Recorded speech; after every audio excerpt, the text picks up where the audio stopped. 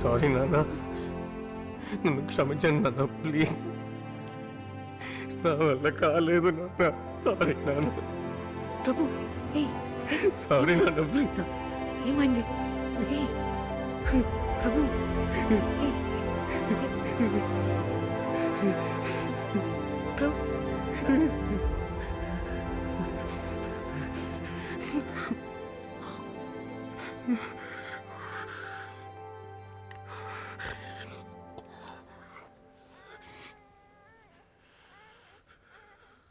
Bank loan వద్దని వచ్చేసాను.